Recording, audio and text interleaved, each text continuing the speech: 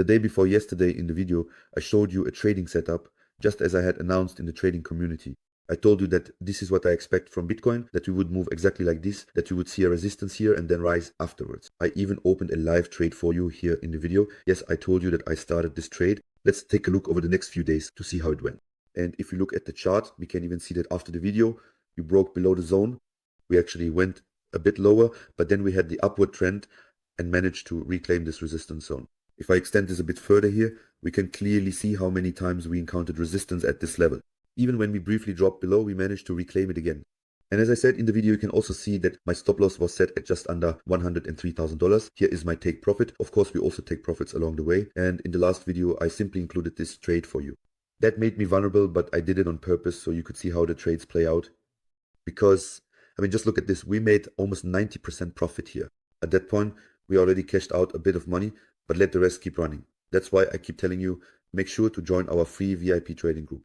There, you get signals. And I mean, you really have to put yourself out there and have guts to show live trades in the videos. Because as I said, if the trade hadn't worked out, I would have embarrassed myself here. But I was pretty sure and optimistic that the trade would work out. And so far, the trade has gone perfectly.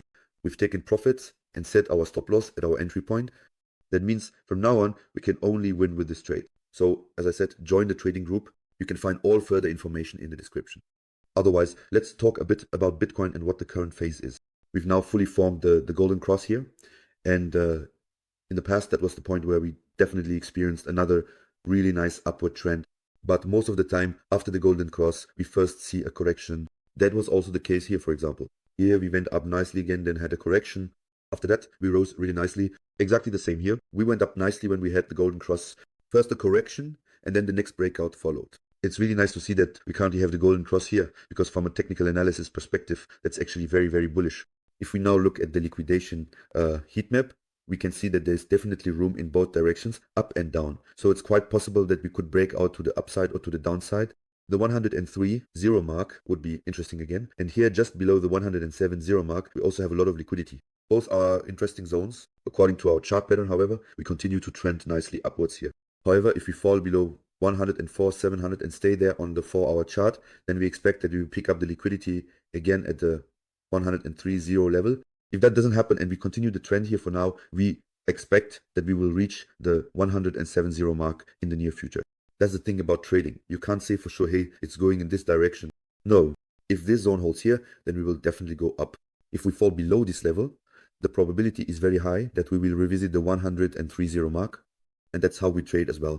As I said, for more on this topic, join the trading group. That's where you learn the most about it.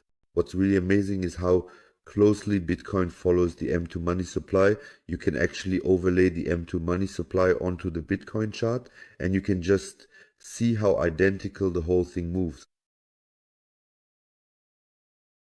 It's truly a huge correlation, and that's really insane.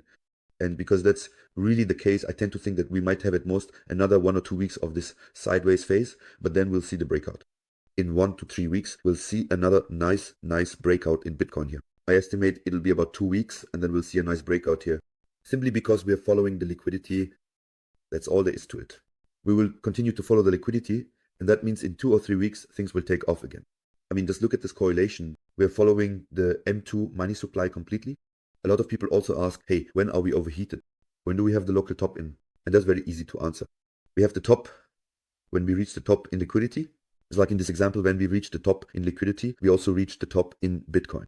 So when we reach the top in liquidity, we also reach the top in Bitcoin. And after that, things go down for a while. And the good thing is the M2 money supply is hitting new all-time highs almost every week. So we're still getting more money flowing into the markets all the time. And that's also the reason why I believe the next few months have to be positive, because we're simply following global liquidity here. We're still far from being in an overheated zone when it comes to global liquidity. We're rising here and continuing to climb. And just on this basis alone, we should already be reaching Bitcoin price targets of $160,000 to $170,000. Simply if we continue to follow the M2 money supply here. That's crazy, and that's extremely positive. That's basically the reason why I believe, hey, give it another 2 or 3 weeks and then we'll keep going up from here. Simply because we will continue to follow this liquidity. Vanadi, a large Spanish cafe franchise company, is now planning to put over $1.1 billion into Bitcoin simply as a corporate reserve. And that's just insanely huge again, friends.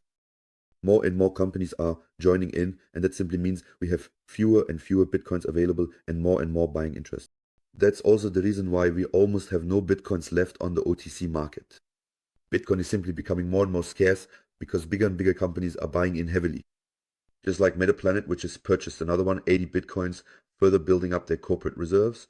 And as I said, more and more companies are jumping on this bandwagon because they can clearly see how well it's working out for MicroStrategy. They use Bitcoin as a store of value. This allows them to obtain further loans. The advantage is that in the long run, they don't have to sell any Bitcoins at all because they simply use Bitcoin as collateral, and that's just incredibly huge. What's especially interesting for the altcoins, we're seeing that big whales are currently buying up massive amounts of Ethereum OTC with multi-million-dollar sums. They're buying OTC because, of course, they don't want to influence the price.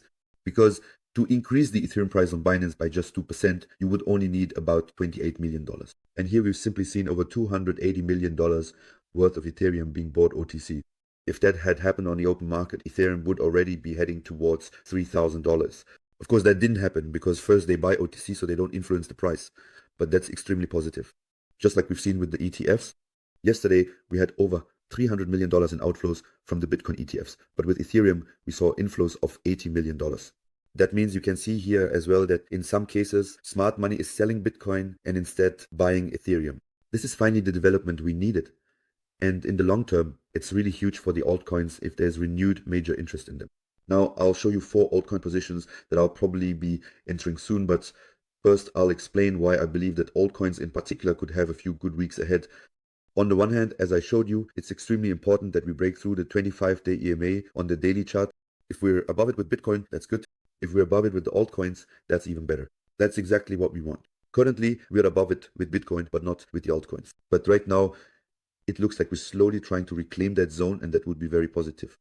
That would immediately release more liquidity for the altcoins. Just as we can clearly see with the altcoin dominance, we've been in a downtrend the whole time, but now it looks like we might be about to see a breakout here. And I imagine it like this, that we see a breakout here, test it again, and then be able to continue rising steadily. That would of course be very good for the altcoins and would definitely be overdue. It would definitely benefit the altcoins a lot. We see something similar on the Turtle 2 chart as well. This mainly concerns the altcoins. Right now we had an interesting zone here and we're really trying to finally break through this major resistance. If we manage to do that, it would be very positive. We'd probably see another retest here and then continue to rise. That would be the move we're expecting, the one we're anticipating, which would be especially good for the altcoins. And with Bitcoin dominance, we're also stuck here between 2 major resistance levels.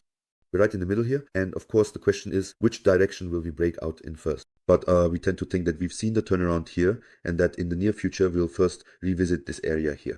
That would be this area around 63% Bitcoin dominance, but even just in this section, there will be money left over for the altcoins.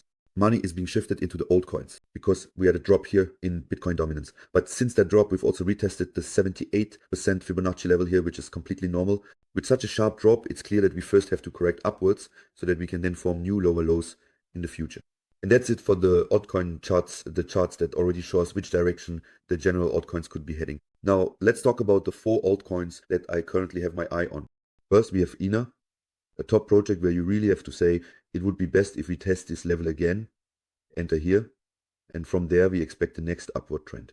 These are the zone Nesso, everything between 32 and 31 cents in this area. We would gradually increase our position so that we are definitely involved in the market for the long term, because we expect a nice breakout here, both in the medium and long term.